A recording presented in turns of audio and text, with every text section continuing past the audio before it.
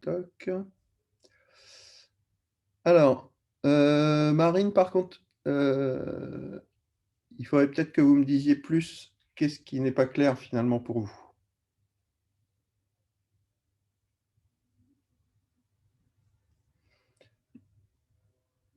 Ce sera plus facile si j'allume mon micro. Voilà. J'ai essayé de refaire la question 2 de l'exercice 2 du coup du TD2. Ouais. Donc on est Et dessus là. C'est ce que j'ai à l'écran. oui, c'est ça. Ouais. Et du coup, ils disent quel type de solution attendez-vous? Par exemple, quand je lis comment s'appelle le type d'équation, je me doute que je dois tout faire pour obtenir une équation différentielle. Jusque-là, Ouais. ça va. Mais quel Mhm. type de solution? Est-ce que ça veut dire qu'on doit toujours avoir une forme exponentielle? Parce que moi, j'ai pas trop compris le passage de la dernière ligne de cette diapo à la première de celle d'après. Ok. Alors, ok. C'est vrai que j'ai peut-être été un peu vite là-dessus. Et aussi, du coup, je voulais savoir Ouais. parce que dans la question, il Ouais. disait quel type de solution, mais on n'attendait pas forcément. Enfin, on a peut-être fait un dépassement, non? Parce que moi, enfin, là, aujourd'hui, je serais pas capable de trouver la solution d'une équatif comme ça. Ah bon?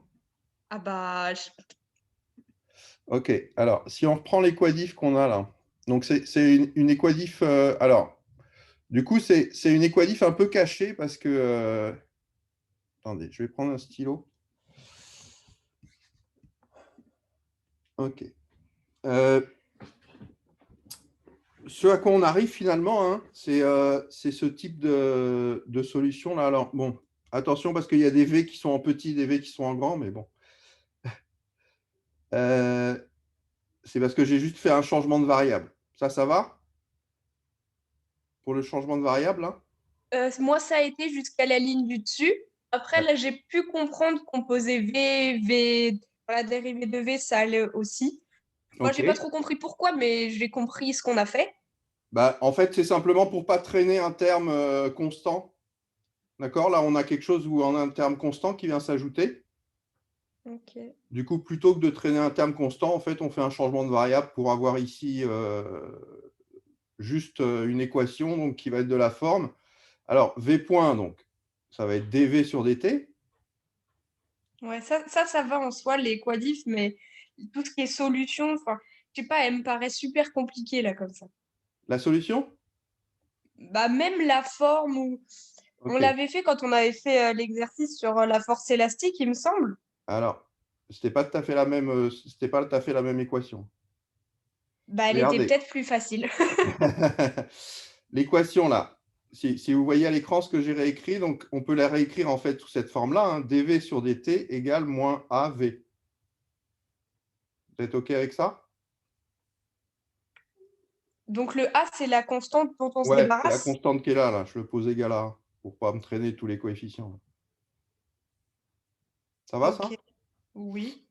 OK. Donc ça veut dire que cette équation-là, en fait, je peux la réécrire dv sur v égale moins a dt.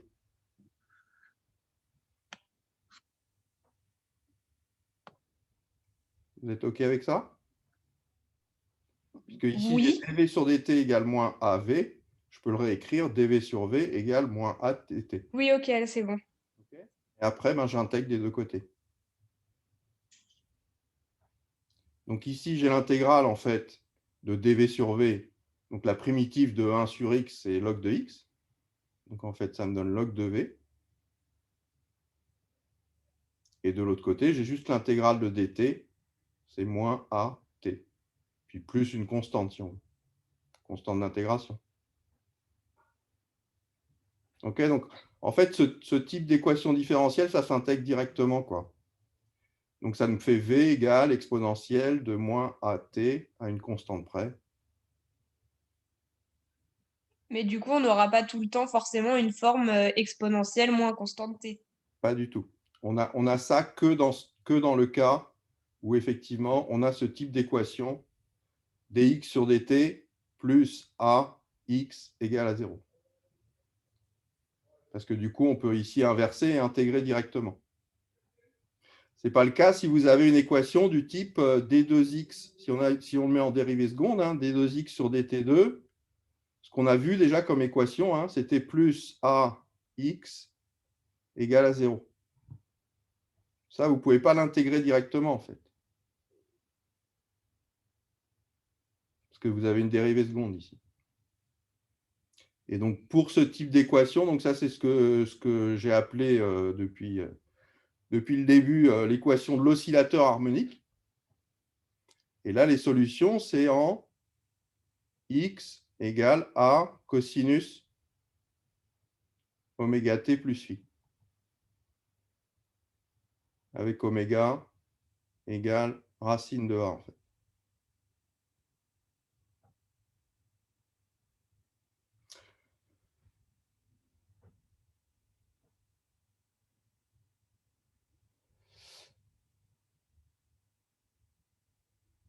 OK, mais ici, on a une équation qui est beaucoup plus simple, en fait.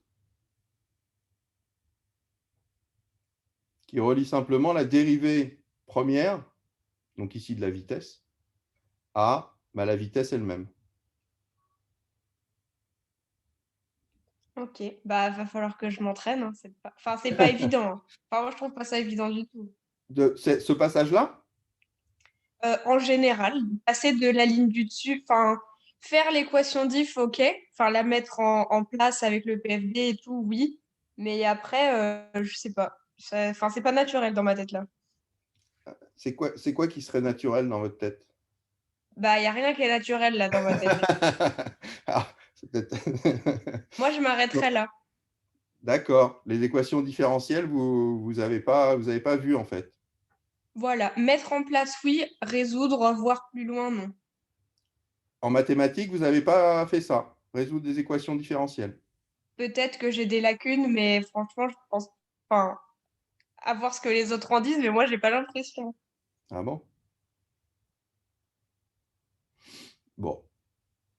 Euh, Est-ce que si j'apprends, par exemple, par cœur le fait que quand c'est V point et V, Ouais, j'aurai une forme exponentielle et que c'est X et l'accélération, ouais, je peux apprendre par cœur ça?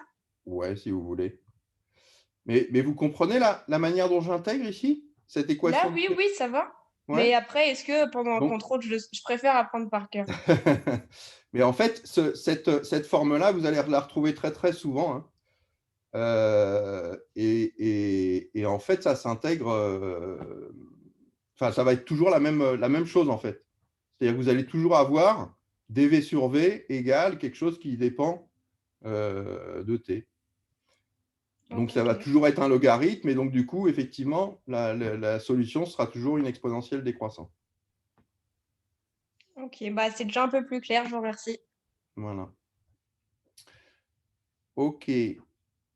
Alors, je ne sais pas combien vous êtes là. Vous n'êtes pas beaucoup, hein. Vous êtes 3. Vous aviez un cours encore avant?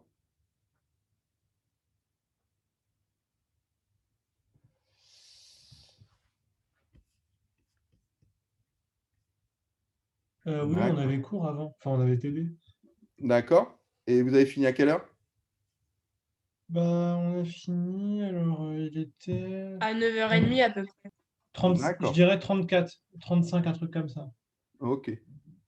Donc, il y en a qui sont encore en pause. Ouais, ils estiment certainement qu'il faut rattraper 5 minutes. Je sais pas. Ah, parce que visiblement, il y en a qui comptent les minutes. Peut-être. C'est ça. Après, il y en a aussi beaucoup qui ont, sans dire faire une croix, mais il y en a pas mal qui bah, sont jamais là, que ça soit en optique ou en mécanique, on n'est jamais énormément non plus. Donc, Ah ouais. je sais pas si on doit attendre beaucoup de monde.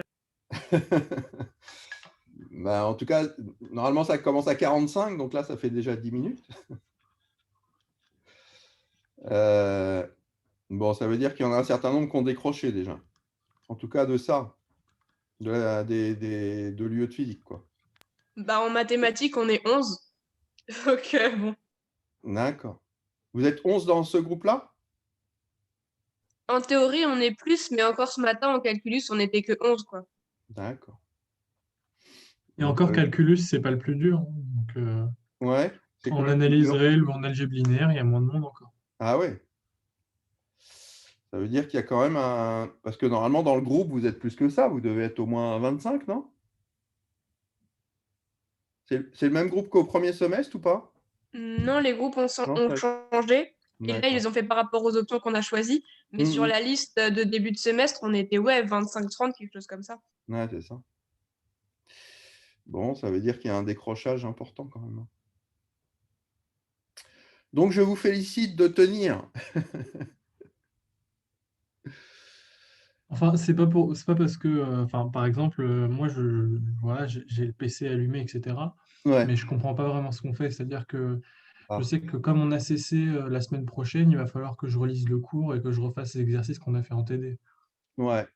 Parce que je vais pas vous cacher, j'ai un peu décroché dans les exos de méca. J'ai un peu décroché, mais alors je fais ce que je peux. D'accord. Alors, le truc, c'est que, en fait, en méca, donc, bon, vous avez eu déjà au premier semestre, hein, un méca. De ce qu'on a fait jusqu'à présent au second semestre, il n'y a pas grand-chose de nouveau par rapport au premier semestre. Qu'est-ce qu'il y a de nouveau, en fait? La base de Freinet, donc que vous n'aviez pas vu au premier semestre, mais ce qu'on a vu sur les coordonnées polaires et cylindriques, vous l'aviez déjà vu au premier semestre. Là, le principe fondamental de la dynamique aussi. Donc vraiment, ce qui est nouveau jusqu'à présent, c'est la base de Freinet. Et puis, ce qu'il y a de nouveau aussi et qu'on a commencé à voir la dernière fois, qu'on va continuer aujourd'hui, c'est le produit vectoriel, que vous n'aviez pas vu au premier semestre. Et donc, on commence à voir là, où on va voir comment ça nous mène finalement à ce qu'on appelle le théorème du moment cinétique. Donc, en gros, pour vous dire, pour la semaine prochaine, donc je vous rappelle, hein, la semaine prochaine, finalement, donc on sera en présentiel pour faire donc ce CC. CC donc, qui durera une demi-heure. Ce qu'il faut réviser, c'est les systèmes de coordonnées, donc coordonnées cartésiennes, bien sûr, coordonnées polaires et cylindriques, et base de Freinet. D'accord? C'est les 3 systèmes de coordonnées qu'il faut connaître. Vous avez dit, alors, excusez-moi, mais Ouais, est-ce que vous allez-y. pourriez répéter ce qu'il faut réviser pour le... Ouais. Donc, les systèmes de coordonnées qu'on a vus Mhm. ensemble, d'accord? Donc, le système de coordonnées cartésien, le système de coordonnées polaires et cylindriques, et la base de Freinet.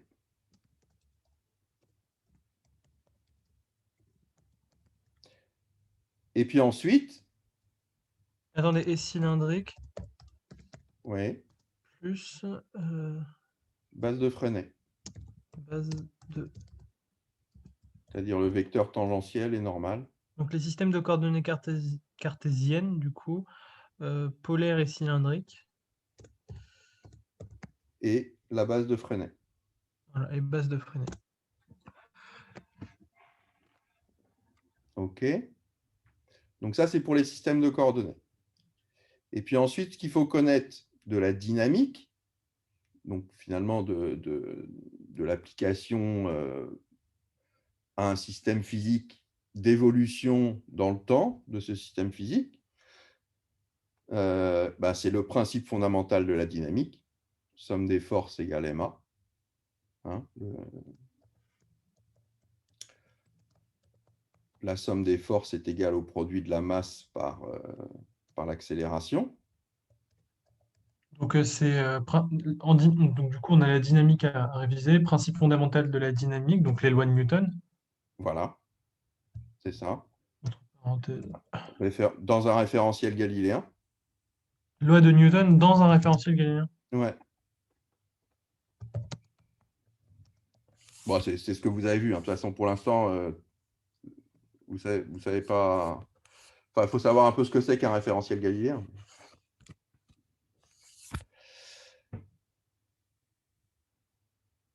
OK. Et puis, donc, ce qu'on a commencé à voir la dernière fois et ce qu'on va continuer aujourd'hui, donc c'est le produit vectoriel entre deux vecteurs. Donc, savoir ce que c'est, comment on le calcule.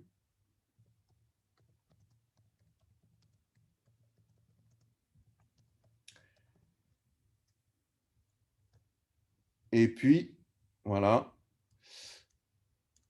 Et finalement, donc, le moment cinétique.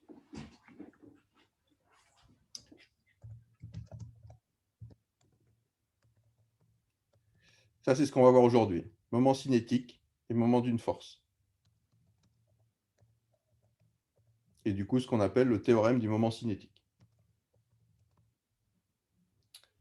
Monsieur, est-ce que vous pensez que avec les TD, on arrivera à bout de ce qu'on est en train de faire en CM? Parce qu'en ce moment, le dernier chapitre, je commence à le trouver un peu tiré par les cheveux. Et Vous en êtes où au dernier chapitre, là? là, on a commencé les référentiels non galiléens et on dérive Ok. par rapport à R, à R', Ouais. Donc, effectivement, vitesse. ouais. Bref, il y a plein de trucs que j'ai pas trop. Ouais. Alors, les référentiels non galiléens, effectivement, c'est, on va dire, le summum de ce qu'on peut vous faire faire en mécanique. Il y a eu pas mal de discussions, en fait, pour savoir si vraiment on le conservait ou pas cette année. Je ne suis pas sûr qu'on arrive jusque-là. Est-ce Excusez-moi, que du coup, c'est théorème de quoi? Du moment Du moment cinétique. éthique. du moment cinétique. Ouais. Mais est-ce que du On coup, va- en partiel, on pourrait être évalué sur le cours, même si on ne fait pas de TD dessus? Alors, en général, on essaye plutôt de faire des partiels sur lesquels vous avez déjà fait des exercices dessus, hein.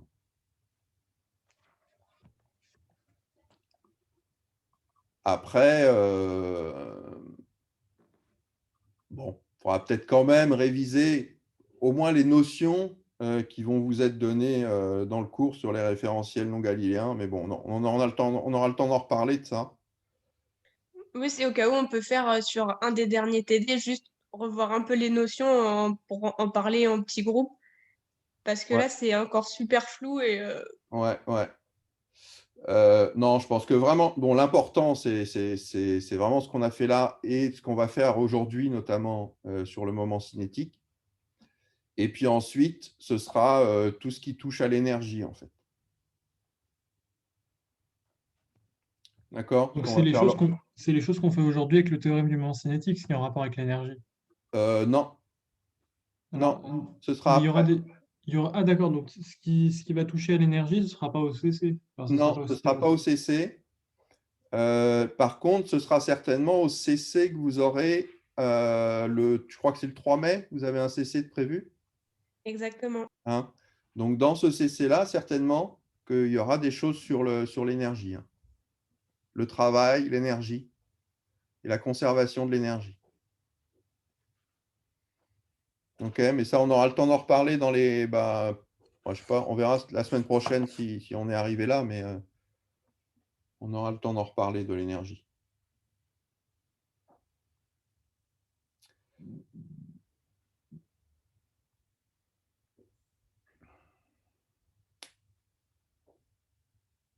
OK. Ça va pour ce qu'il y a au programme pour la semaine prochaine?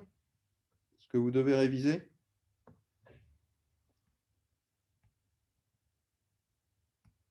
Donc, comme je vous le disais, hein, dans les choses nouvelles de la liste hein, qu'on vient de dresser, par rapport à ce que vous avez déjà vu au premier semestre, en fait, la seule chose, enfin, la seule chose nouvelle en termes de coordonnées, c'est le repère de Freinet. Et la chose nouvelle après, en termes de dynamique, ça va être le produit vectoriel et le moment cinétique, et le moment d'une force. Et donc le théorème du moment cinétique.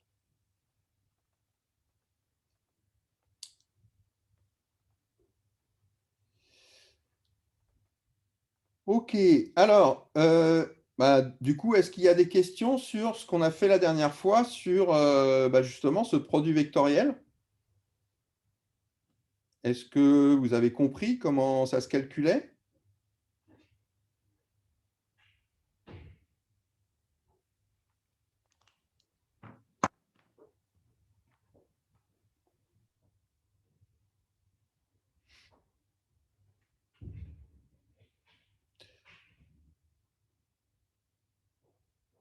D'accord. Ça, vous l'avez fait en calculus. OK. Donc, c'est bien clair pour vous hein, que le produit vectoriel de deux vecteurs, par exemple, eh bien, c'est perpendiculaire au plan formé par ces deux vecteurs.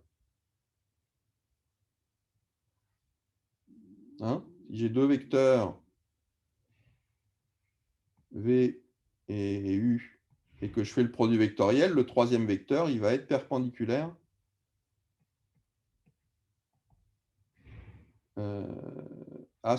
au plan formé par les deux premiers vecteurs. OK? Ça veut dire que ici, vous avez des angles droits. C'est ça vraiment la chose importante à comprendre. Hein. Bon, après, il faut effectivement avoir les méthodes de calcul, je dirais, c'est-à-dire faire les produits en croix ici, pour calculer les différentes coordonnées. Mais de manière plus conceptuelle, je dirais, ce qui est important de comprendre, c'est qu'effectivement, quand on fait le produit vectoriel entre deux vecteurs, on se retrouve avec un troisième vecteur qui est perpendiculaire aux deux premiers. Et c'est un vecteur, hein, le produit vectoriel. Contrairement au produit scalaire, qui lui est un scalaire, c'est-à-dire un nombre. Ce n'est pas un vecteur.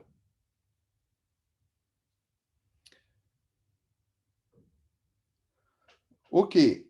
Donc, du coup, on avait ici, donc l'exercice 5, c'est une application simplement de ce produit vectoriel. Et donc, pour faire une application, en fait, on prend une force, qui est donc la force qui va s'exercer sur une particule chargée, donc de charge Q, ayant une vitesse V, plongée dans un champ magnétique B. Et donc, la force qui s'exerce sur cette particule, eh bien, c'est le produit de la charge Q fois la vitesse fois le produit vectoriel par le vecteur B.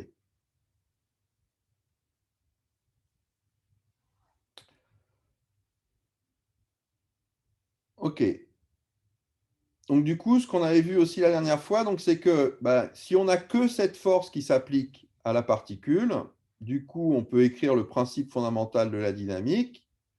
Donc, on a le produit de la masse par l'accélération ma qui est égal à la force, puisqu'on n'a ici qu'une seule force. Donc, si je l'écris en termes de vitesse, ça fait m dv sur dt égale qv vectoriel b. Ici, j'ai un produit vectoriel de v par b, et donc le vecteur qui va correspondre à ce produit vectoriel, eh bien, c'est un vecteur qui va être perpendiculaire au plan formé par b et v.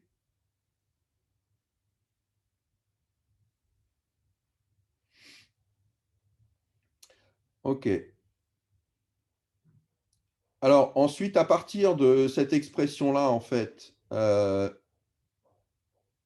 je trouve du coup que ici, donc, OK, peut-être je vais vous le réécrire ça.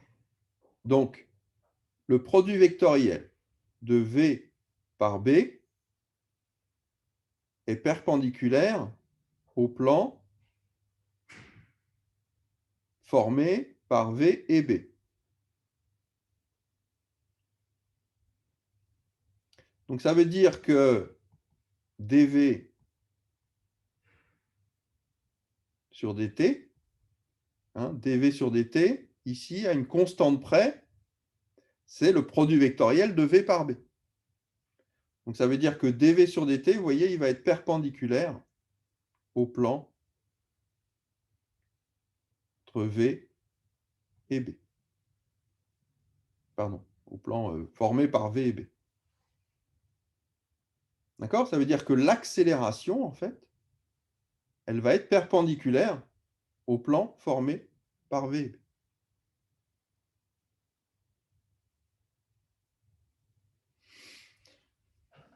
OK. Alors, donc si l'accélération dv sur dt, elle est perpendiculaire au plan formé par V et B, ça veut dire que si vous faites le produit scalaire de dv sur dt, donc ce vecteur accélération, par V lui-même, bah, comme vous avez deux vecteurs qui sont perpendiculaires, le produit scalaire de deux vecteurs perpendiculaires, c'est égal à 0.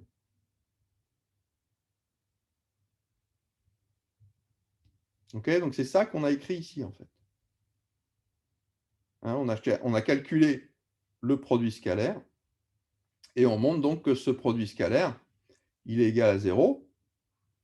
Et du coup, si ce produit scalaire il est égal à 0, eh bien, en fait, ça veut dire que le module de V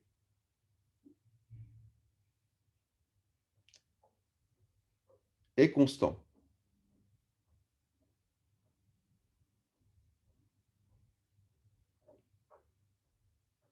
OK? Parce que ça veut dire que je peux le réécrire hein, sous la forme, ici j'ai V scalaire dV, c'est la même chose que 1/2 de dV scalaire dV sur dt. Et V scalaire V, ben, c'est le module au carré de V.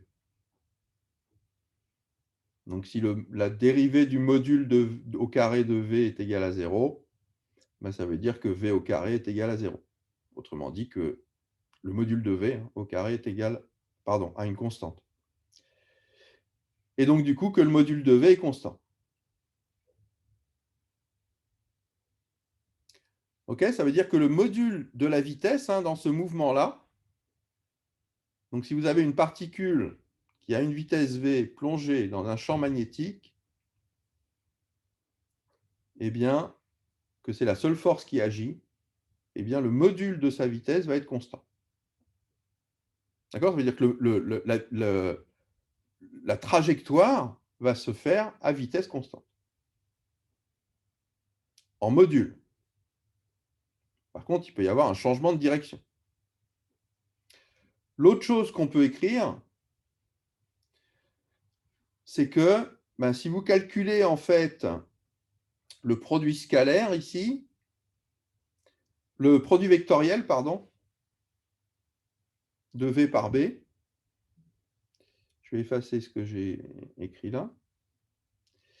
Si vous calculez le produit vectoriel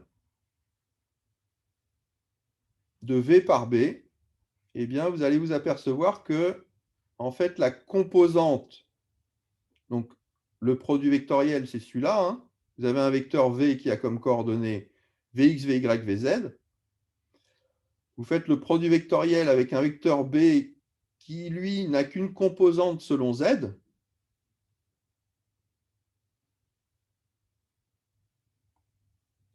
D'accord? B, il n'a qu'une seule composante selon Z, par choix, hein, ici, de ce champ magnétique. Et bien, du coup, vous apercevez que la composante ici de V selon Z, elle va être nulle. Enfin, plutôt la dérivée de cette composante va être nulle.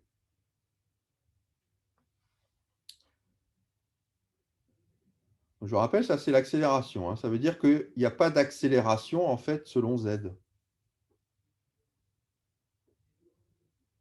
Hein. Autrement dit que, alors, ou plutôt que, oui, il n'y a pas d'accélération selon Z, c'est-à-dire que s'il y a une vitesse selon l'axe des Z, eh bien, elle va être constante.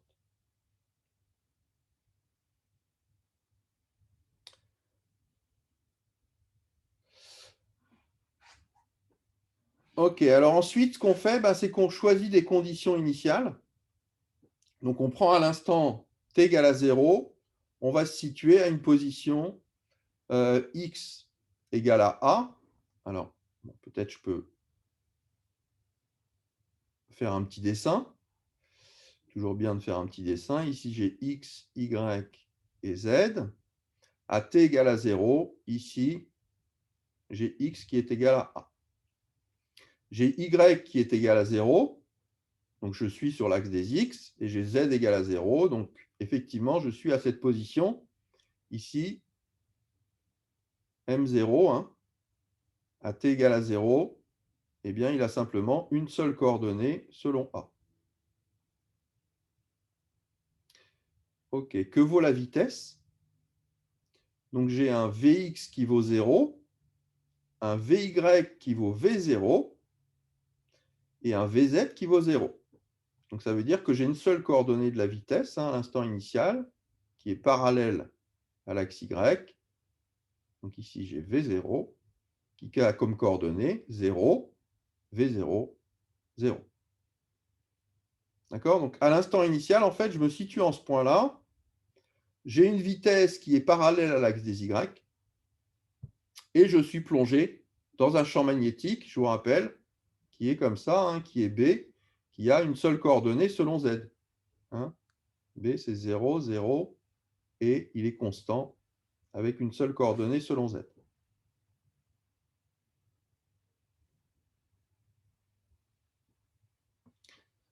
OK. Et donc, ce qu'on vous demande de montrer, c'est que effectivement, la trajectoire va être circulaire.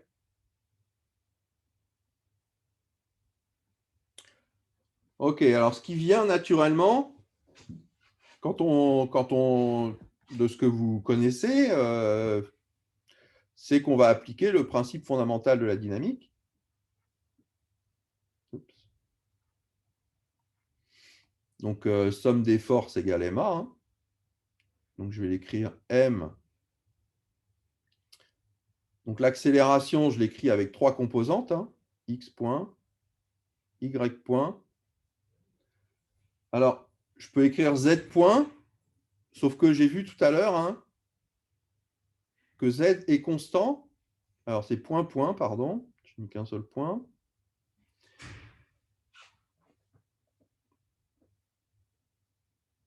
Autrement dit que Z point, point, il est égal à 0. D'accord? C'est ce qu'on a vu à la question précédente. Et donc ça va être égal à Q fois V vectoriel B. Alors, bon, je vais le réécrire.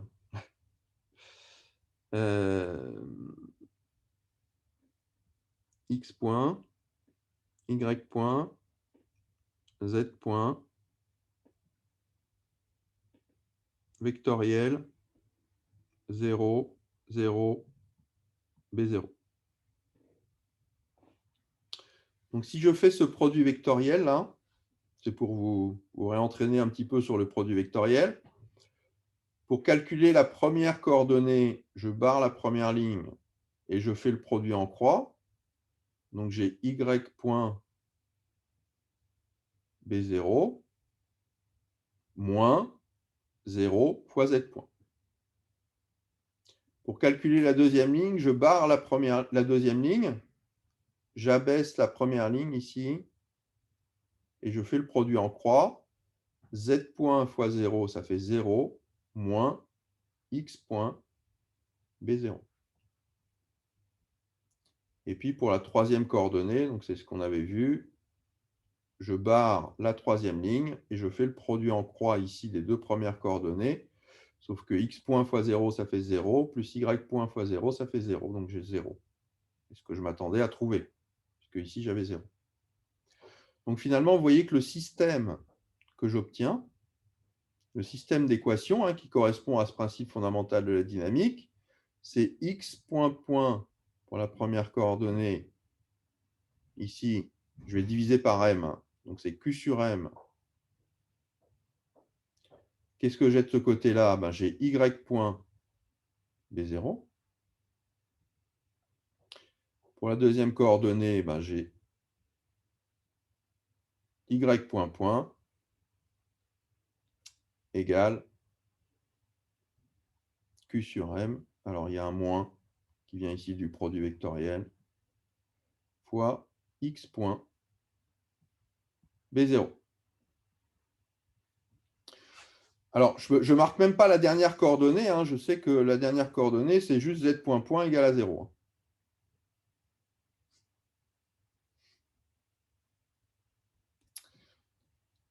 Je vais marquer du coup. OK. Alors, par rapport à ce dont on parlait tout à l'heure hein, sur les équations différentielles, vous voyez qu'ici, on a deux équations différentielles. Sauf que le problème de ces équations différentielles ici, c'est que c'est des équations différentielles qui sont couplées. C'est-à-dire que ici, j'ai la dérivée seconde de x, et de l'autre côté, ici, j'ai la dérivée par rapport à la dérivée première de y. Donc, j'ai un couplage, en fait, ici, entre x et y dans mes deux équations, puisque dans la deuxième, ici, j'ai la dérivée seconde de y, et ici, la dérivée première de x. Donc ça, je ne sais pas résoudre.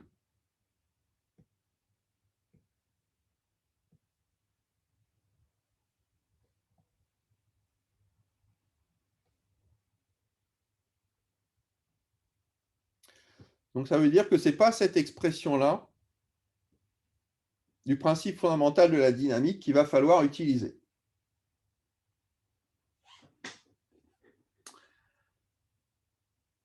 OK. Alors, on peut quand même remarquer quelque chose, c'est que, donc c'est ce que j'avais écrit dès le début ici, hein, que z point point est égal à 0. Autrement dit, que z point est égal à une constante. Hein, c'est ce qu'on a vu à la question précédente. Sauf que ici, z point à l'instant t égale à 0, je l'ai ici, hein, à t égale à 0, z point de t égale à 0 est égal à 0. Mais du coup, si à t égale à 0, z point est égal à 0, comme z point est une constante, bah en fait, z point est toujours égal à 0. Donc ça veut dire quoi? Ça veut dire qu'il n'y a pas de vitesse finalement selon l'axe des z. Donc ça veut dire que ma particule, elle va rester, hein, la trajectoire,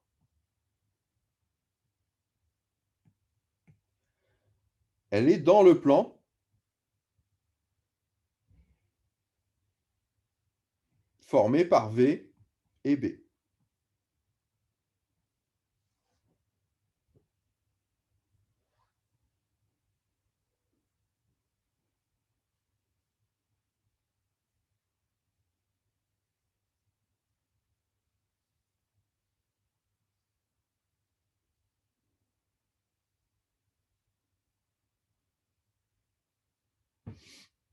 OK?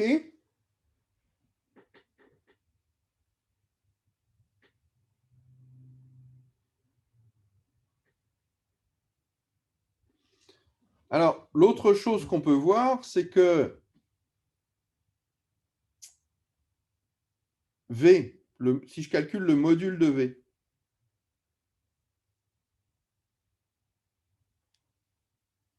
le module de V, ça va donc être la racine carrée de x point au carré plus y point au carré. J'ai vu que z point, il était égal à 0. Donc, je n'ai pas à m'en préoccuper. OK?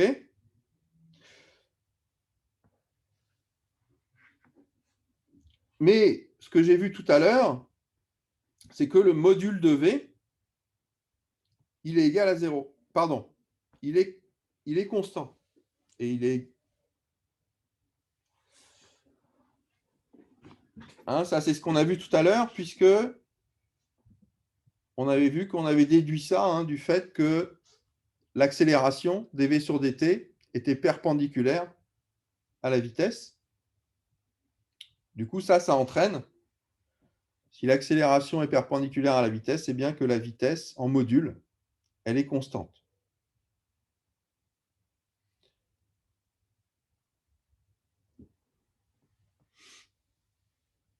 Ok, mais alors qu'est-ce que je sais? Je sais que x point de t égale à 0, c'est égal à 0. Hein, c'est ce qu'on a ici. V de x égale à 0, c'est 0. Et V de y de 0, c'est V0. Donc y point de t égale à 0, c'est V0. Donc du coup, si je calcule à l'instant initial, à t égale à 0, V à t égale à 0, le module de V à t égale à 0, un petit vecteur ici, ça va donc être racine carrée de x point de t égale à 0, c'est-à-dire 0, plus y point de t égale à 0, c'est-à-dire V0 au carré. Autrement dit, c'est égal à V0. Mais comme la vitesse est constante, eh bien, en fait, vous voyez que la vitesse en module, elle est toujours égale à V0. Ok, donc ce qu'on voit ici, hein, c'est qu'avec ces deux propriétés-là, eh bien, en fait, le vecteur vitesse, il va toujours être dans le plan XY. Donc, on va avoir un mouvement dans le plan XY à une vitesse dont le module est constant égale à V0. Ok, donc là, du coup, ce qui va venir rapidement, c'est que en fait, si on a un mouvement comme ça, où on a un module de vitesse constant, eh bien, le plus simple à utiliser comme système de coordonnées, ça va être le système de Freinet. Alors, on va regarder ça. Comment est-ce qu'on va écrire les vecteurs dans la base de Freinet? D'accord? Ça vous fait une petite révision aussi sur la base de Freinet. Alors, je passe ça, vous pourrez y revenir. OK. Alors, dans le système de Freinet, comment est-ce qu'on écrit l'accélération? Donc, l'accélération dans le système de Freinet, elle a deux composantes, une accélération tangentielle et une accélération normale. L'accélération tangentielle, elle s'écrit comme la dérivée du module de V par rapport au temps. Et l'accélération normale, elle s'écrit comme le carré du module de V divisé par le rayon de courbure de la trajectoire. Or, le module de V, on a vu qu'il était constant. Hein, il est égal à V0. C'est une constante. Autrement dit, la dérivée du module de V par rapport au temps, c'est 0. Donc ça veut dire que vous avez une accélération tangentielle qui va être égale à 0. D'accord? Puisque l'accélération tangentielle, le module de l'accélération tangentielle, si vous voulez, c'est dv sur dt. d du module de v sur dt. Donc, il n'y a pas d'accélération tangentielle. L'accélération, elle aura toujours qu'une seule composante, qui est normale.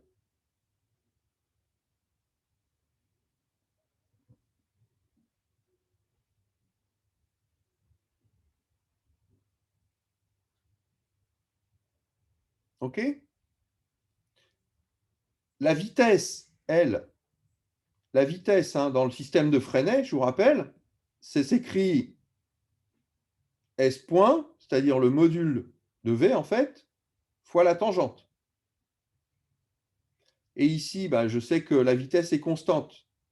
Le module de la vitesse est constant, donc c'est V0t. D'accord? Dans la base de Freinet, ici, mon vecteur vitesse, il est constant, il a un module constant, qui est V0, et il est toujours tangent à la trajectoire. Ça, c'est le cas quelle que soit la vitesse. Hein. C'est toujours tangent à la trajectoire, la vitesse. Donc ici, vous voyez que dans la base de Freinet, on a une écriture qui va être très simple, puisque du coup, l'accélération tangentielle est nulle. Ça veut dire qu'il n'y a qu'une seule composante pour l'accélération, c'est l'accélération normale, qui va valoir V0 carré sur R, R étant le rayon de courbure. Et la vitesse, la vitesse, elle est tangente à la trajectoire, hein, elle a une composante tangentielle qui est V0t. Ok, mais alors du coup, si maintenant je réécris le principe fondamental de la dynamique ici, donc je l'écris ici, alors j'ai divisé par m, hein, mais ça s'écrit donc l'accélération, une seule composante V0 carré sur R fois n, doit être égale à Q sur M fois V vectoriel B. Ok, mais du coup, si je calcule le produit vectoriel, ici, qu'est-ce que j'ai? J'ai V qui vaut V0t, et B, il est dans le plan perpendiculaire. Hein, N et T, ils vont être dans le plan XY, puisque le mouvement se fait dans le plan XY. C'est ça que je n'ai peut-être pas marqué, hein, mais si le mouvement est dans le plan XY, ça veut dire que N et T sont dans le plan XY.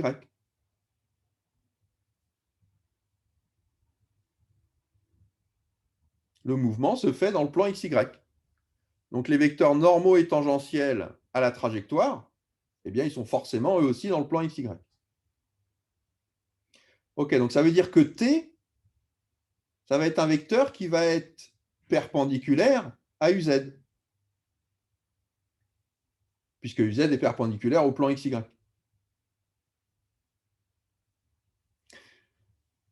Ok, du coup, ce que j'ai ici, hein, c'est quand je fais V vectoriel B, V, donc c'est V0T, B, c'est B0 UZ, donc je vais faire T vectoriel UZ,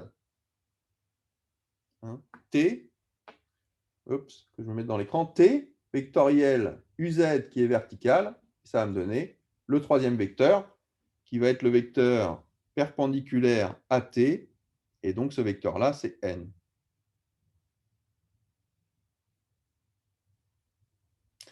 Donc du coup, je trouve heureusement, hein, que ce produit vectoriel ici, il est selon N comme l'accélération. Et donc, ce que je vais pouvoir déterminer ici, c'est que V0 carré R, c'est égal à Q sur M V0 B0. Autrement dit, j'ai le rayon de la trajectoire ici, qui est MV0 sur QB0. Ce rayon de la trajectoire, vous voyez qu'il est constant, puisque V0 est constant, M est constant, Q est constant, B0 est constant. Donc en fait, ça veut dire que je vais avoir une trajectoire avec un rayon constant. Autrement dit, c'est un cercle. D'accord? La trajectoire est circulaire.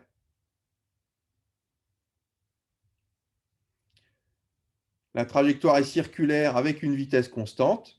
J'ai un mouvement circulaire uniforme.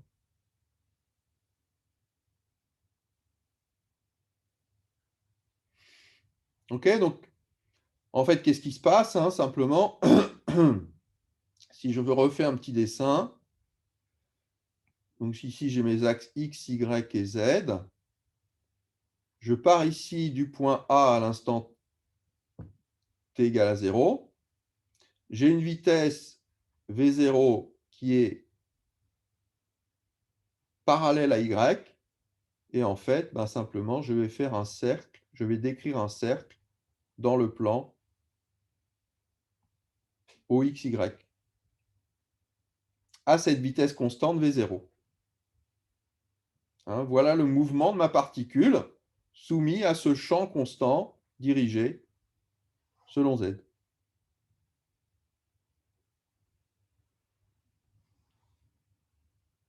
OK? Ici, un V0, donc c'est V0 N, T, qu'est-ce que je dis moi? Le vecteur tangent à la trajectoire. C'est toujours tangent au cercle.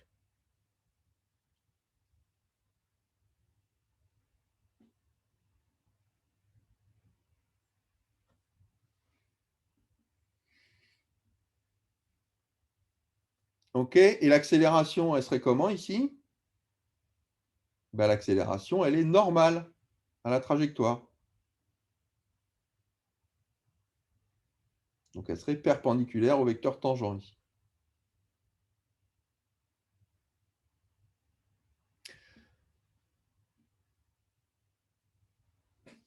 Ça va, ça? Bon, alors, c'est un problème qui est bien connu, hein, notamment, ben, par exemple, vous connaissez ces machines qui s'appellent des synchrotrons? Vous connaissez ça?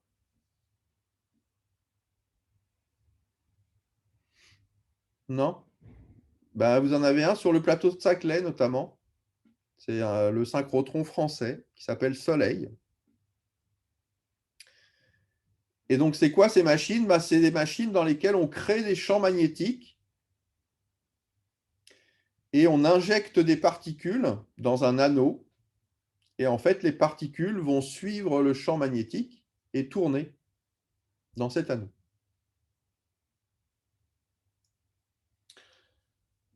Donc, elles tournent à cause de cette force, justement, qui va les entraîner autour des lignes de champ magnétiques. Ok, le rayon ici de spirale autour des lignes de champ, ce qu'on appelle le rayon de Larmor, et la vitesse à laquelle elle tourne, c'est ce qu'on appelle la vitesse cyclotronique. Bon, ça c'est plus pour votre culture générale, hein, que...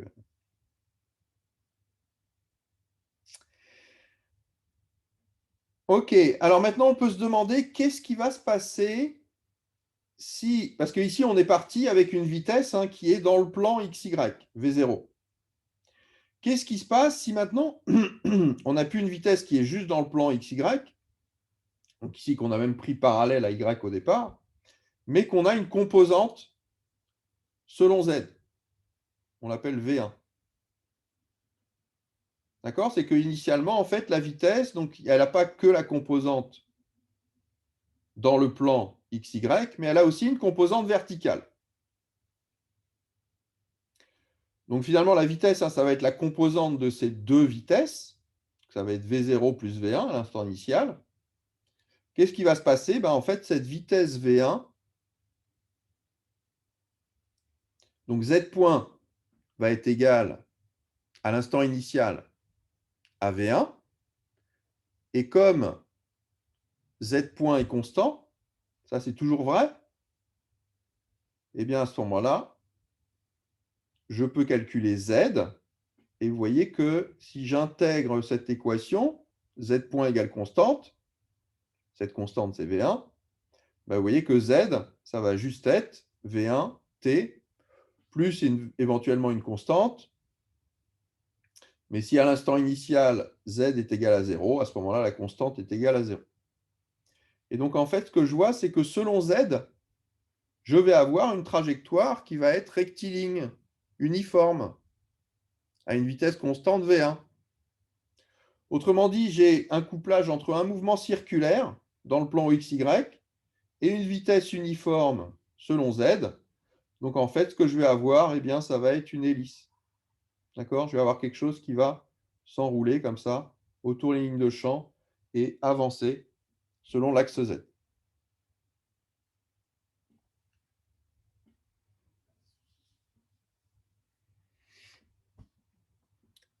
Ok, ça c'est typiquement les trajectoires que vont avoir les particules qui sont émises par exemple à la surface du Soleil, ce qu'on appelle le vent solaire.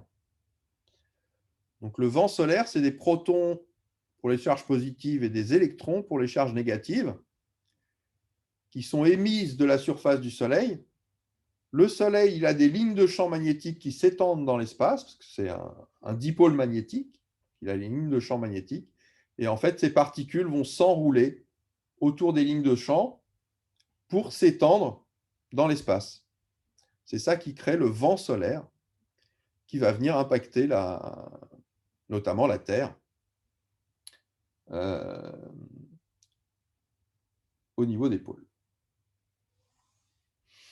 Bon, voilà, une application de ce... Donc, vous voyez ici, on a revu les notions donc, de produit vectoriel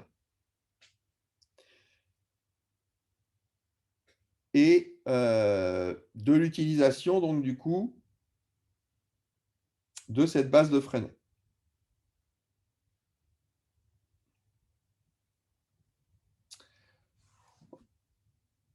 Alors, s'il n'y a pas de questions là-dessus, on va passer au moment cinétique.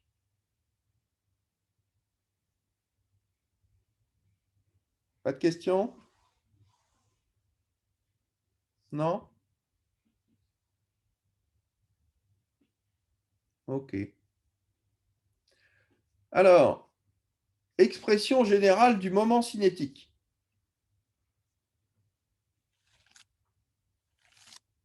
Alors, bah là, c'est du cours, hein. Donc, le moment cinétique, on le note L, c'est le produit vectoriel du vecteur position OM par la quantité de mouvement MV.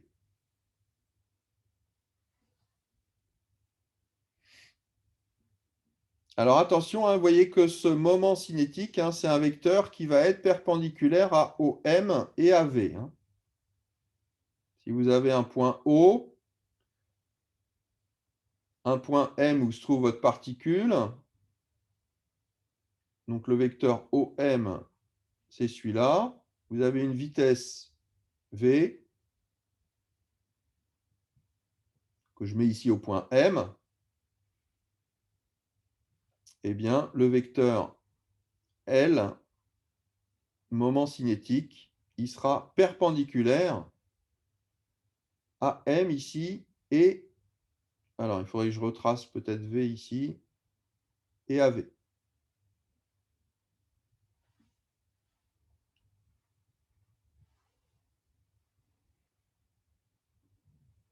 Vous voyez que ce moment cinétique, hein, il dépend de la distance au point O,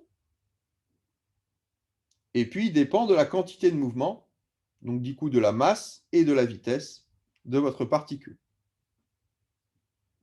Ce moment cinétique, plus O, plus OM, donc plus la distance ici est grande, plus il va être grand, et puis plus la quantité de mouvement est grande, plus c'est grand aussi.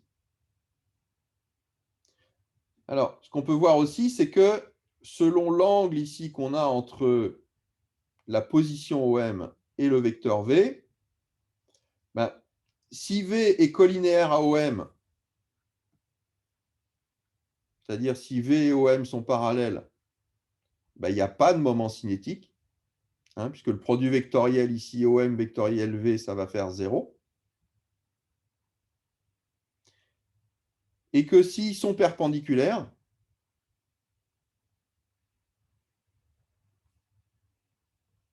à ce moment-là, le moment cinétique,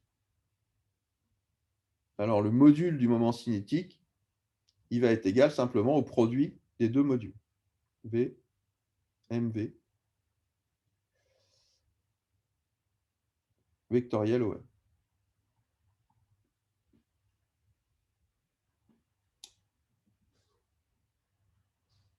OK, il est maximum s'ils sont perpendiculaires.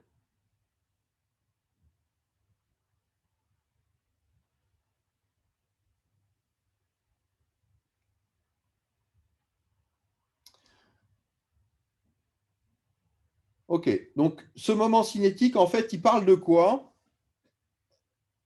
Il faut vraiment le voir par rapport justement à la quantité de mouvement. La quantité de mouvement, ça nous parle de quoi? Ça nous parle de la capacité d'un corps, si vous voulez, à se mettre en mouvement. D'accord? Plus la masse est grande et plus on veut atteindre une vitesse importante, plus il va falloir une force pour pouvoir mettre ça en mouvement.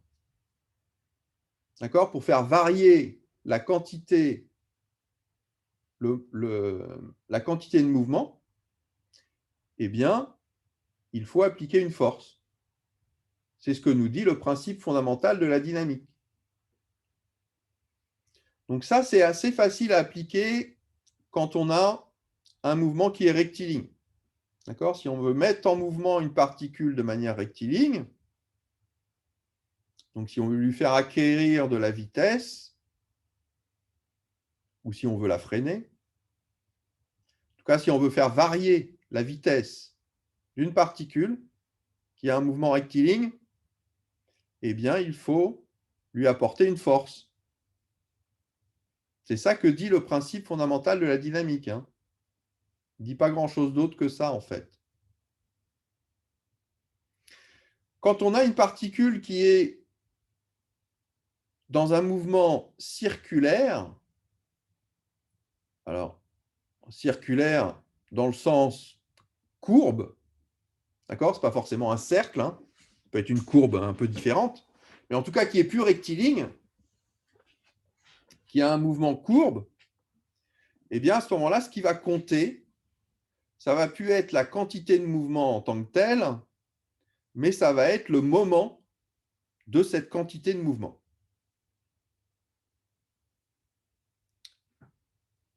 C'est ce qu'on appelle le moment cinétique. Et donc, pour faire varier le moment cinétique, donc le moment cinétique, hein, c'est une espèce de comment on fait pour mettre en rotation ou comment on fait pour incurver une trajectoire. Quelle force, plutôt quel moment de force, on va devoir appliquer pour incurver une trajectoire, pour changer la courbure d'une trajectoire, pour changer la direction de cette trajectoire, courbe. Donc en fait, quand on va avoir des trajectoires qui vont plus être rectilignes, eh bien en général, on va préférer utiliser ce moment cinétique. Alors en fait, l'équivalent en termes de principe fondamental, du principe fondamental de la dynamique, eh bien c'est ce qu'on appelle le théorème du moment cinétique. Donc ce théorème du moment cinétique, on va le revoir après, mais il va faire intervenir,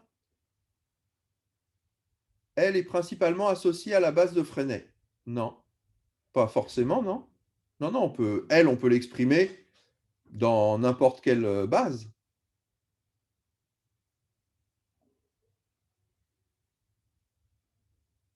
Non, non, la base de Freinet, effectivement, on va l'utiliser quand ça va être plus facile d'exprimer dans cette base-là que dans d'autres bases. Mais bah,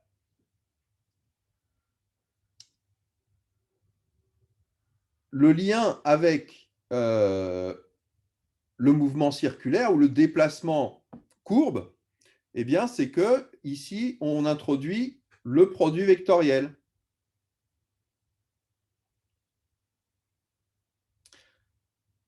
Vous voyez que ce produit vectoriel, en fait, il est proportionnel. Enfin, il n'est pas. Alors, oui, si, il est proportionnel. En tout cas, il est dépendant de la direction entre OM et V. Ouais. Selon que OM est collinéaire à V ou selon que OM est perpendiculaire à V, eh bien, ça va vous changer ce moment cinétique. Okay, donc, si c'est collinéaire, bah à ce moment-là, vous avez un mouvement rectiligne. Hein, si OM est collinéaire à V, vous avez un mouvement rectiligne. Donc, vous n'avez pas de moment cinétique. Donc, il n'y a pas d'intérêt en fait à utiliser le moment cinétique.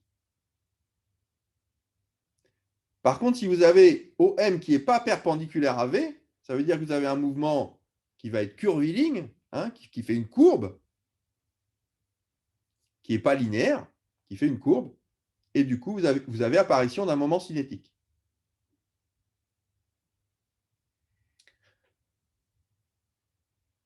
Alors, le moment d'une force, bah, ça va alors on l'écrit avec un grand M comme ça, on met une flèche dessus, c'est le moment d'une force, donc j'écris F la force.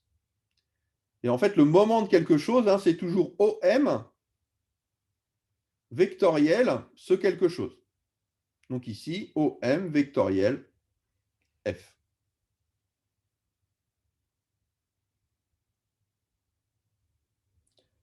Ok, donc ça, c'est par rapport à un point d'application d'une force.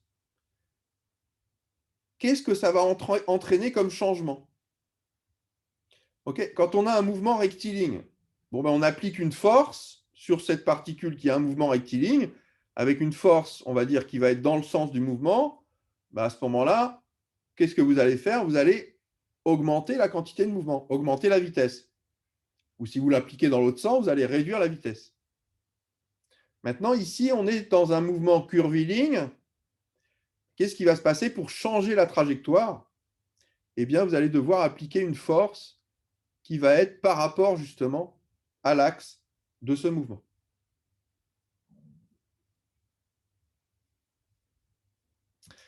Et en fait, on a une relation, comme pour le principe fondamental de la dynamique, on a une relation entre le moment des forces et la variation du moment cinétique.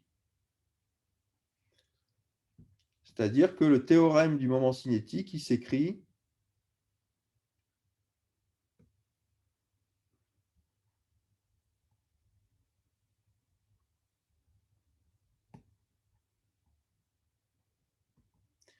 eh bien, que la somme des moments des forces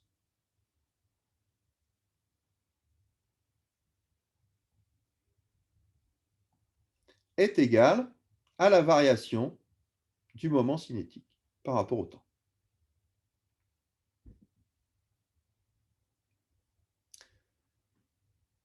Alors, en fait, on peut montrer que ce théorème du moment cinétique, hein, c'est la même chose que le principe fondamental de la dynamique. C'est juste une autre manière de l'exprimer en utilisant un autre objet mathématique qui est justement le moment par rapport à un point donné. Ok, alors c'est la question suivante en fait.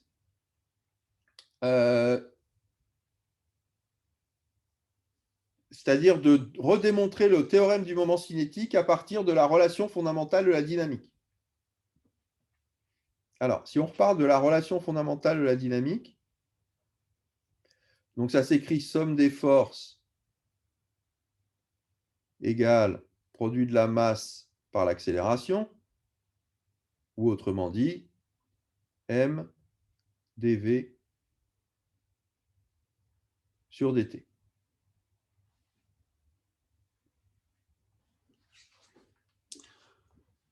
Ok.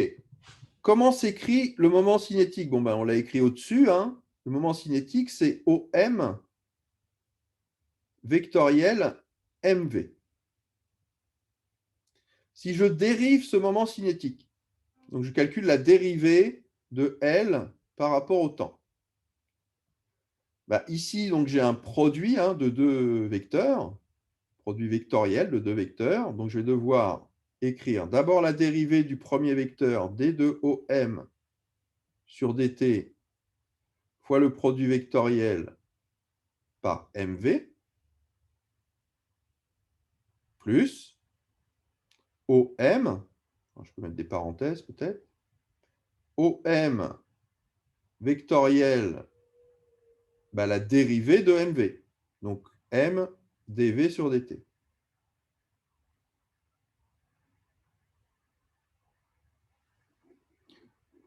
Ok, mais d2OM sur dt ici, c'est juste v. Donc finalement, le premier terme, c'est v vectoriel mv. Alors le truc, c'est que ici, j'ai le produit vectoriel entre deux vecteurs qui sont collinéaires. V et mv, c'est deux vecteurs collinéaires. Donc le produit vectoriel de deux vecteurs collinéaires, c'est juste 0. Et donc ce qui va me rester, c'est OM vectoriel m dv sur dt. Ok? Ça veut dire qu'en fait, la dérivée de L par rapport à t, ce n'est rien d'autre que OM vectoriel M dV sur dt. OK, mais M dV sur dt, d'après le principe fondamental de la dynamique, c'est juste la somme des forces. Donc finalement, ça, c'est égal à OM, d'accord, d'après le principe fondamental de la dynamique,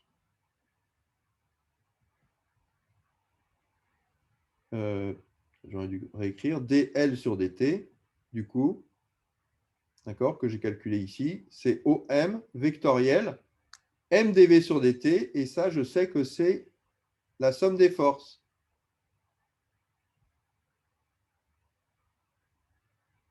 D'accord? Donc ça, c'est la même chose que la somme des OM vectoriels F. Hein, je peux intervertir ici le produit vectoriel et la somme. Hein. Le produit vectoriel de la somme, c'est pareil que la somme des produits vectoriels. Et donc ça, ben, ce n'est rien d'autre ici que la somme des moments des forces. Et donc du coup, ben, là, je retrouve, vous voyez, ce théorème du moment cinétique. La somme des moments des forces, c'est la dérivée du moment cinétique par rapport au temps. Donc en fait, ça vous démontre que en fait, la relation fondamentale de la dynamique, hein, c'est la même chose que ce théorème du moment cinétique, c'est juste une autre manière de l'écrire. Hein, à partir de la relation fondamentale de la dynamique, eh bien, on peut écrire le théorème du moment cinétique. Alors on peut faire l'inverse aussi. À partir du théorème du moment cinétique, eh bien, on peut remonter au principe fondamental de la dynamique. Donc, c'est ce qu'on fait ensuite. Hein, on montre réciproquement. Donc, on repart du théorème du moment cinétique. D de OM sur dt égale somme des moments des forces. OK, D de OM sur dt, hein, si vous vous souvenez de ce que j'ai écrit ici, c'est OM vectoriel M dV sur dt. OM vectoriel M dV sur dt.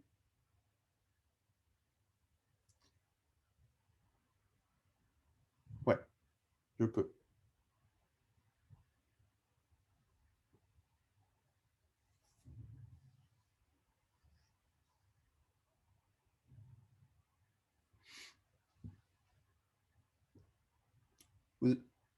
C'est bon? OK.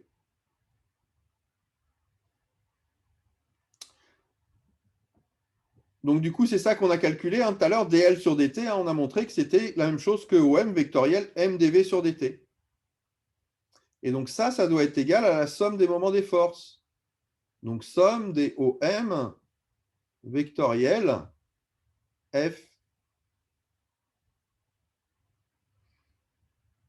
OK, mais alors, du coup, ça, bah, je peux le réécrire OM vectoriel somme des forces. Si je fais tout passer du même côté, donc je vais avoir OM vectoriel M dV sur dt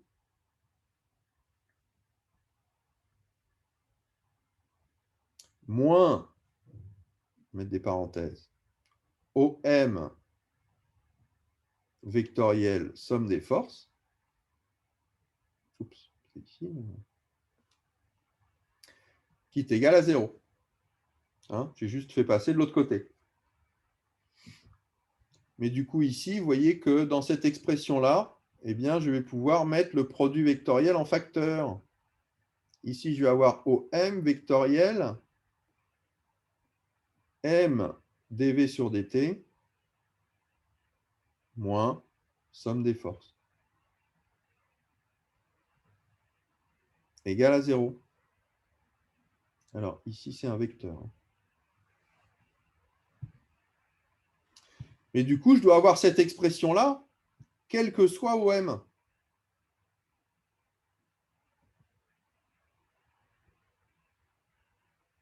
D'accord? C'est tout à fait général, ça. Je n'ai pas à choisir un OM particulier. Donc ça doit être vrai quel que soit OM. Donc, ça veut dire que eh bien, m dv sur dt moins somme des forces doit être égal à 0. Ben, ça, c'est quoi? Ben, ce n'est rien d'autre que la relation, le principe fondamental de la dynamique.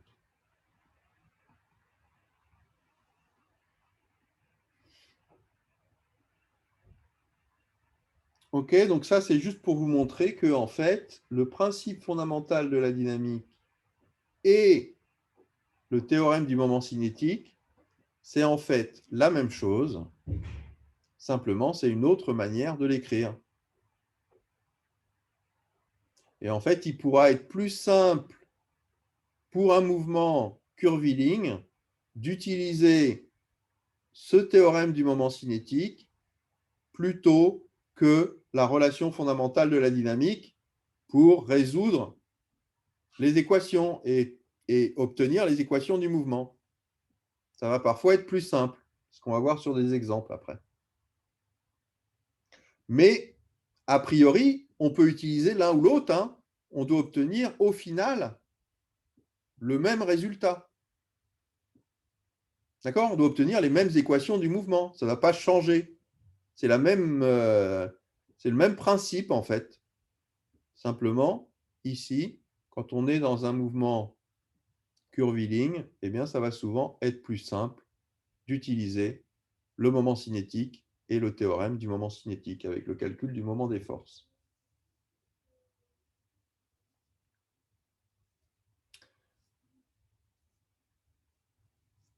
Ça va pour ça?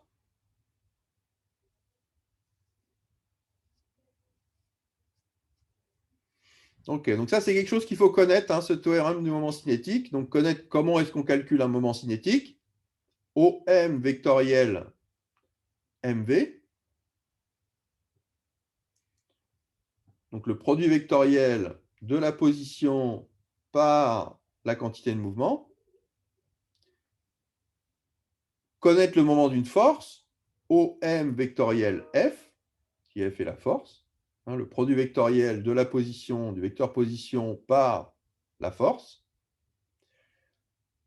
Et finalement, donc, ce théorème du moment cinétique qui nous dit que donc, la variation temporelle du moment cinétique, hein, si le moment cinétique varie, eh bien, c'est qu'on a appliqué des moments des forces. On a appliqué des forces avec un certain moment.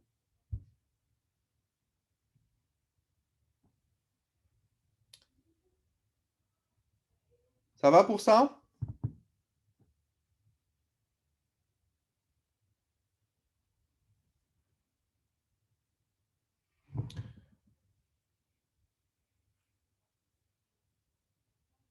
Bon, bah, du coup, si ça va, on va faire une application maintenant. Ça nécessite d'être bien retravaillé. Ben, oui, mais vous voyez qu'il n'y a pas non plus 10 000 choses à connaître. Hein. Il faut connaître ce que c'est que le moment cinétique.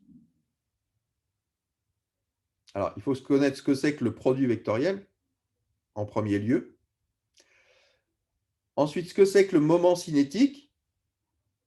En fait, il faut savoir ce que c'est que le moment de quelque chose.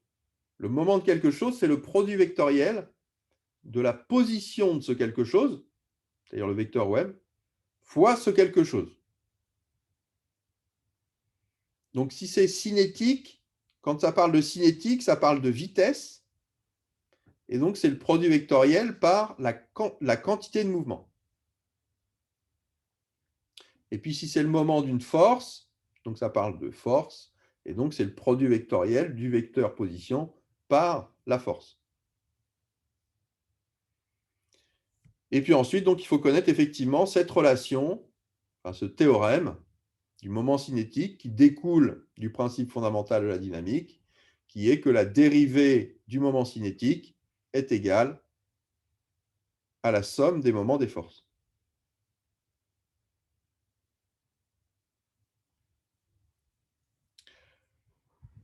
Ok, donc ça c'est pour la théorie. Maintenant, on va essayer de mettre ça en pratique.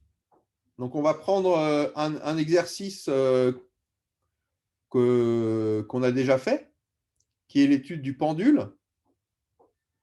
Et on va essayer de lui appliquer justement eh bien, ce théorème du moment cinétique.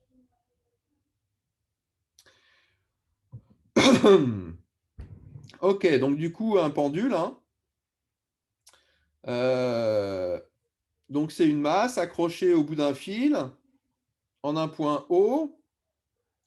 Et puis, on va l'écarter de sa position d'équilibre. Position d'équilibre, c'est la position verticale.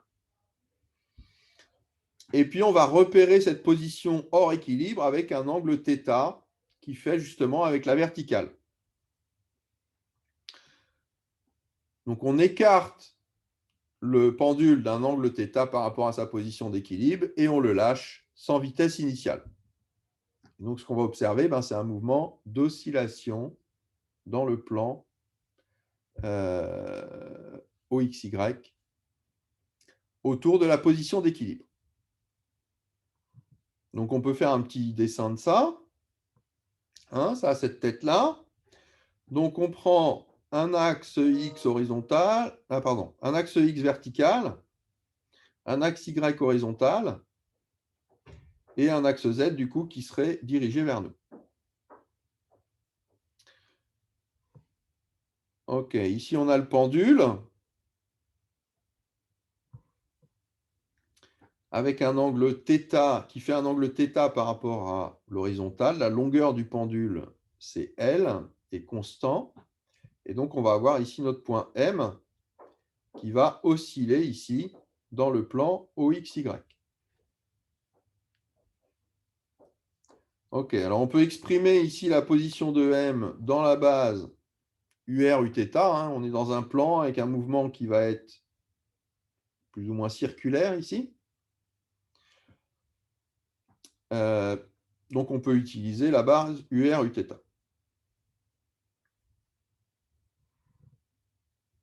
Base de coordonnées polaires. Ok, donc ce qu'on demande, c'est faire un bilan des forces, les représenter sur un schéma et les exprimer dans la base polaire. Bon, ça, c'est quelque chose qu'on a déjà fait. Hein. D'accord? Donc, on a le poids dirigé vers le bas, la tension du fil dirigée vers le point O, à partir de M, le long du fil. Et puis ici, donc, on va avoir l'angle θ, donc c'est l'angle que fait ici OM avec la verticale. Donc, comme P est vertical, on retrouve l'angle θ ici. Hein. Et donc ensuite, simplement, on va projeter selon les deux vecteurs UR, Uθ, nos deux vecteurs P et T. Donc ici, vous voyez que P, selon UR, ça va être du mg cos θ UR. Et puis quand je vais projeter ici sur Uθ, ça va être du moins sinus θ mg, Uθ. Et puis pour T, c'est hyper simple puisque c'est juste selon UR, c'est moins T, UR. T est constant, la tension du fil va être constante.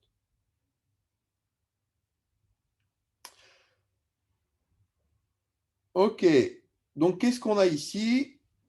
Voilà nos deux forces, le poids et la tension du fil, et leur expression dans la base polaire.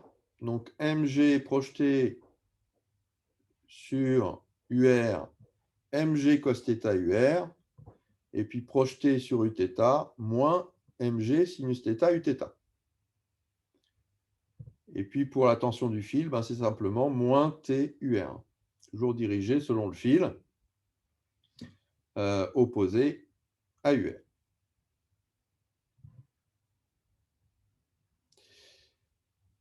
Ok.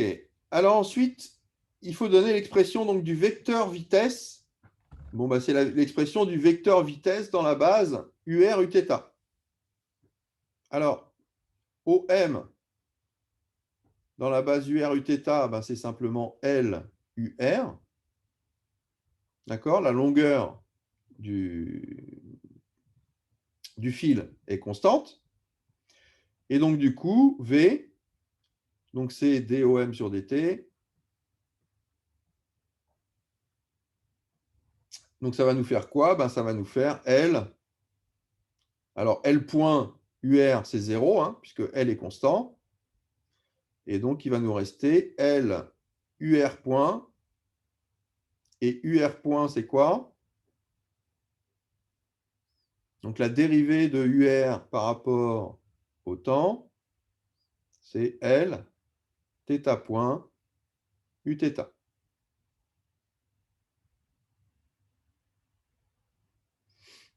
Ok, donc la vitesse, hein, c'est rien d'autre que L θ point Uθ.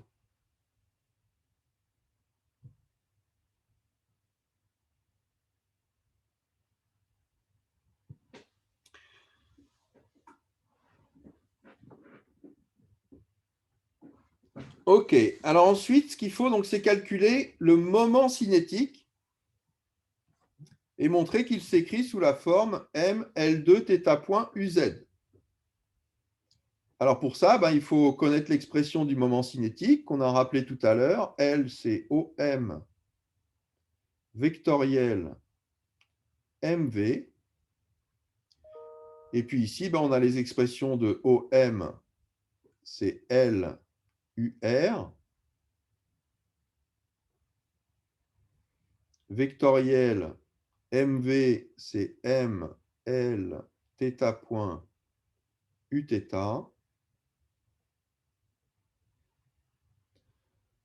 Donc, ça va nous faire M, je mets en facteur les constantes, hein, M, L carré, hein, j'ai un L ici, un L ici, θ point, UR, vectoriel, Uθ. Et UR vectoriel Uθ, ce n'est rien d'autre que UZ. Donc, finalement, d'accord, ça c'est UZ. Donc, finalement, L, c'est bien M, L carré, θ point, UZ.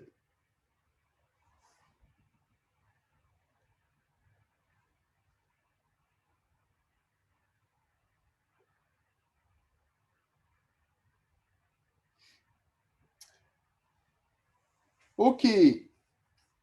Bon, bah, je pense qu'on va arrêter là pour aujourd'hui. Est-ce que vous avez des questions sur ce qu'on a fait aujourd'hui là? Ou sur autre chose avant qu'on se quitte?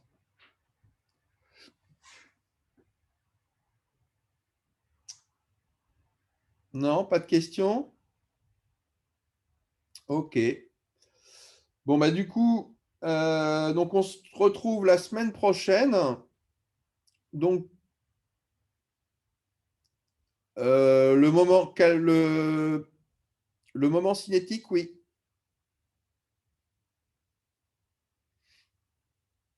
Donc, l'expression du moment cinétique, comment ça se calcule?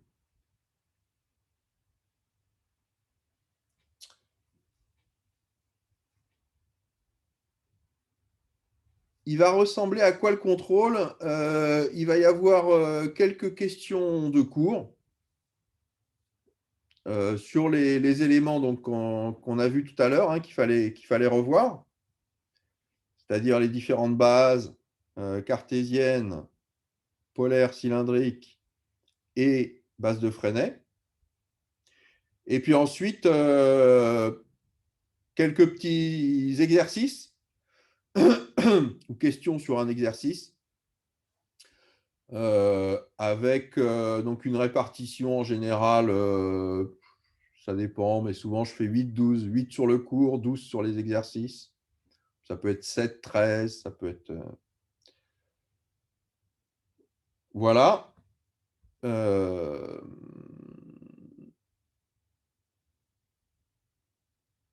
Une demi-heure pour le faire.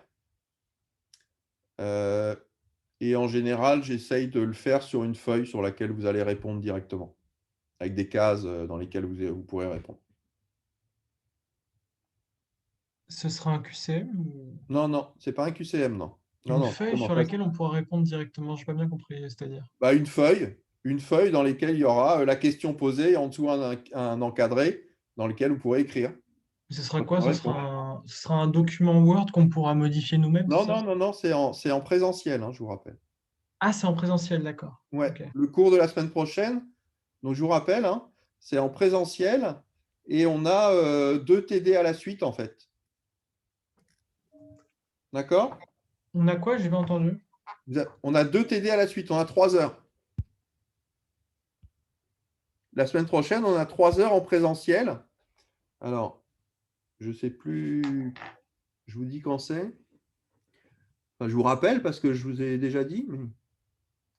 Donc c'est en présentiel et vous nous donnerez des feuilles, c'est ça, qu'il C'est faudra ça. compléter. Ok. Ouais. C'est à 13h15. À 13h15 jeudi prochain. Enfin, jeudi, pas là, hein, jeudi de la semaine d'après. C'est noté. OK? J'ai pas la salle là, mais de mémoire, c'est en 0,21, je crois.